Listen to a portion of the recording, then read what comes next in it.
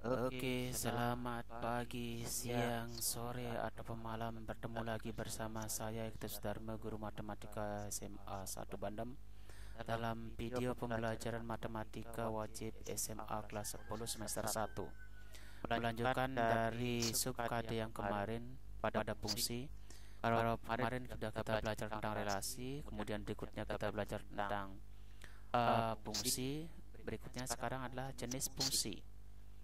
Oke, untuk jenis fungsi ini ditinjau dari beberapa hal. Yang pertama adalah kalau dilihat dari daerah kawannya utamanya, maka fungsi itu akan ada beberapa.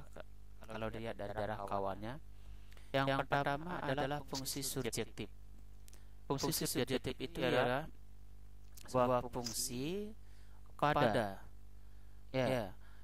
Misalnya f suatu fungsi dari A ke B, maka f menampakkan fungsi subjektif atau fungsi kepada jika hasilnya sama dengan B.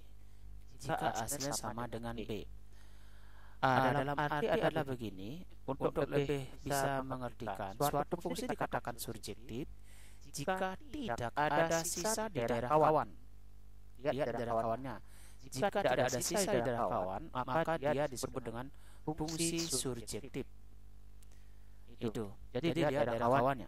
Yang kedua ada namanya fungsi injektif. Suatu fungsi dikatakan injektif atau satu jika sembarang x1 tidak sama dengan x2 berlaku fungsi itu. Artinya apa? Suatu fungsi dikatakan injektif jika tidak ada cabang di daerah kawan. Tidak ada cabang di daerah kawan, maka dia disebut dengan fungsi injektif. Nah, bisa jadi nanti dia akan subjektif juga, dia juga injektif. Dalam arti adalah di daerah kawan itu tidak ada sisa dan dia juga di daerah kawan tidak ada cabang. Maka fungsi yang semacam itu kita sebut dengan fungsi bijektif. Katakan suatu fungsi dikatakan bijektif jika tidak ada sisa dan tidak ada cabang di daerah kawan, atau sekaligus surjektif dan injektif. Nah, untuk lebih jelasnya saya akan berikan contoh. Mohon diperhatikan gambar-gambar berikut. Kita akan cari apakah dia subjektif, injektif, atau bijektif. Kita mulai dari gambar pertama. Lihat daerah kawannya, ternyata tidak ada sisa. Ya, tidak ada sisa di daerah kawan. Ya, ini adalah surjektif, tetapi bukan injektif karena ada cabang. Sehingga nomor A ini adalah dia fungsi surjektif karena tidak ada sisa pada daerah kawan. Terus bagaimana dengan nomor B? Nomor B ini apakah dia fungsi? Kalau ini jelas fungsi. Ini bukan fungsi karena D-nya sisa. Jadi kita tidak bisa katakan dia adalah fungsi. Sehingga apa? Tidak bisa kita katakan apakah dia subjektif, injektif, atau bijektif karena dia bukan fungsi. Berikutnya nomor C. Nomor C itu lihat, oke, ini fungsi, tetapi ada sisa daerah kawan. Ada sisa daerah kawan, ya? Ada sisa daerah kawan. Maka dikatakan dia adalah bukan keduanya. Karena ada sisa daerah kawan, tidak dia subjektif. Karena ada cabang daerah kawan, lihat ini cabang, bercabang dia, maka dia bukan injektif. Jadi bukan keduanya. Ya. Yang ketiga adalah dia fungsi. Di daerah kawan habis. Di daerah kawan juga dia tidak ada cabang.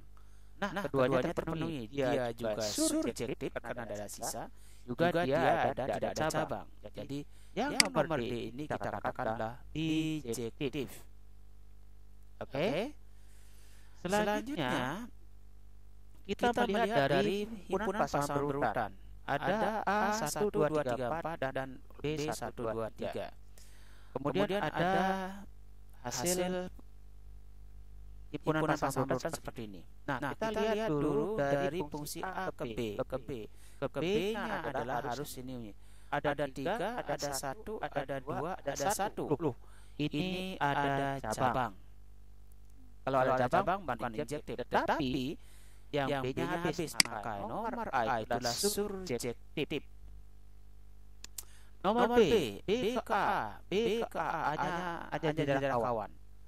1, 2, 3, 4. Lihat B-nya 4, 3, 2. Oh, ternyata satunya nggak muncul. Ya, satunya nggak muncul. Jadi dia adalah bukan injektif.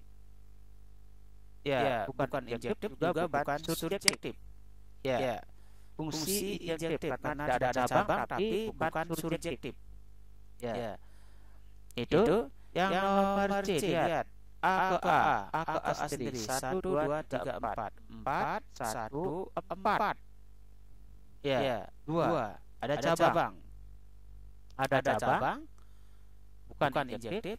Ada sisa, sisanya apa? Tiganya tidak kena, bukan juga subjektif. Jadi bukan keduanya, bukan fungsi, bukan keduanya.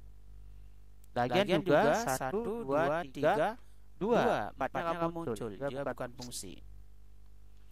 Berikutnya yang B. B ke B, 1, 2, 3 kerjanya sendiri. 1, 2, 3 fungsi, muncul ketiganya. Kemudian 3, 1, 2. Ya, tidak ada sisa dan tidak ada cabang. Artinya apa? Fungsi D ini adalah fungsi yang bijektif. Oke, sudah. Bagaimana kalau kita meninjau jenis fungsi itu dari kesimetrisannya? Nah, ada fungsi genap. Fungsi genap itu apabila kita menguji fx-nya itu dengan f min x-nya dia sama. Kalau terjadi sama, fx sama dengan f min x, maka dia dikatakan genap. Ya, atau simetris. Jadi ketika Anda menguji fungsi itu gantilah dengan x, gantilah dengan min x. Kalau hasilnya sama, maka dia genap. Tetapi kalau sebaliknya tidak sama hasilnya, ketika dimasukkan dia min f min x-nya adalah min fx, ternyata dia tidak sama, maka dia adalah ganjil. Jadi ganjil itu kebalikan dari yang genap. Oke, untuk lebih jelasnya kita berbicara seperti ini. Ya, manakah di antara fungsi-fungsi ini dia adalah genap ganjil? Seperti ini. Nah, 2x pangkat 4 kurang 3x pangkat 2. Apakah dia genap atau ganjil? Kita ganti dengan min x. Ganti min x dimasukkan min di pangkat genap jadilah genap. Min pangkat genap adalah positif. Min kali min juga min dipangkatkan menjadi positif. Positif kali min lah min. Ternyata f min x-nya ini sama dengan ini. Di awal fungsinya ini, tapi ketika kita ganti dengan min x, hasilnya juga sama. Maka inilah yang kata-kata genap. Terus bagaimana dengan ini? Uji aja dengan tadi. Ganti dia dengan min x, min x. Min x pangkat 3 dia adalah min. Min pangkat ganjilan min. Min kali min positif. Nah, sehingga jadilah seperti ini. Ya, min 3x pangkat 3 tambah 5x. Ternyata kalau kita buka minnya ini dikurungkan, kami jadilah min kurung 3x pangkat 3 kurang 5x. Nah, kembali ke sini, cuma berisi min aja. Sehingga saya katakan bahwa fx ini sama dengan min fx. Ya, dengan demikian ini beda hasilnya, maka dia adalah ganjil. Terus bagaimana dengan yang ini? Ya, sama caranya kita ganti dengan min x. Ternyata ini x, min x, ini min, ini plus, ini plus, ini min. Ya, tidak sama. Ini kalau ganti depan minnya jadilah seperti ini, tidak kembali kepada ini. Ya, itu. Oke, terus maka dapat dikatakan ini adalah fungsi, bukan fungsi genap. Ya, ini hasilnya ternyata ini berbeda. Ini plus, ini min, fungsi bukan genap juga bukan ganjil karena posisi yang ini dan ini tidak terpenuhi. Selanjutnya adalah ditinjau dari pangkat variabelnya. Fungsi dapat dibagi menjadi ada yang namanya fungsi linier. Fungsi linier itu apa? Pangkat variabelnya pangkat 1. Bentuk umumnya lah y sama dengan ax tambah b. Kemudian ada fungsi kuadrat apabila pangkat liniernya itu adalah pangkat 2. sehingga fungsi kuadrat dikatakan fungsi pangkat 2. Kemudian lebih jauh lagi ada namanya fungsi polinom. Apabila variabelnya itu berpangkat lebih dari 2. Lebih dari 2 itu bisa 3, 4, 5, 6, 7 dan seterusnya. Bentuknya adalah seperti ini. Nah, fungsi linear, fungsi kuadrat nanti pada video berikutnya akan kita dibahas lagi ya. Nah, sehingga kalau kita contohkan fungsi linear seperti bentuk inilah seperti ini. Ya, semua yang berpangkat 1 dia adalah fungsi linear walaupun bagaimana bentuknya yang jelas pangkat 1. Kemudian untuk fungsi kuadrat, jikalau berpangkat 2 maka dia dikatakan fungsi kuadrat seperti ini. Dan untuk fungsi polinom, apabila dia pangkatnya lebih dari 2, seperti ini ada pangkat 3, ini pangkat 4, ini pangkat 3, maka inilah polinom. Ya. Oke, demikian dulu. Terima kasih atas perhatiannya. Jumpa lagi pada pertemuan berikutnya. Ya, jangan lupa disimak dengan baik.